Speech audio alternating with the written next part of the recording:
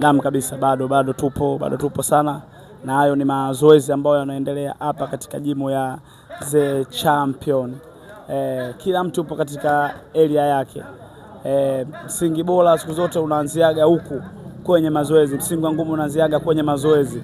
Ili mara unapopata pambano upate kuperform vizuri, lakini Paul Kamata nyuma amesema kwamba ngumi sio uchawi. Kwa unaanzia kwenye mazoezi, zeni baadaye ukipata pambano ndio utaperform vizuri, na tunaona watu wanajitoa katika mazoezi. Na pia ngumi mwanzo ulionekana kama mchezo mmoja ni wa ajabu, lakini sasa hivi taifa letu la Tanzania ngumi imeipa kipaumbele, ngumi imekuwa kama ajira, na tumeona watu mbalimbali katika nchi hii wakifanikiwa katika masuala ya boxing. Kama unavyoona hivyo, watu wanajifua safi kabisa.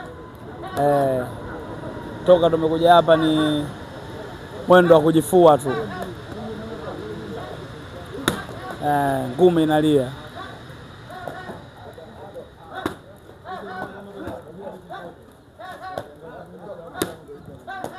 Safi kabisa.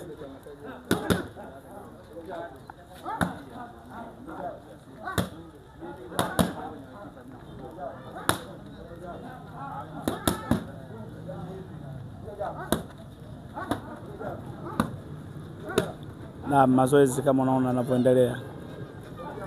Hii ni Sanga Media TZ, ndio inakufanya upate vitu adimu kama hivi.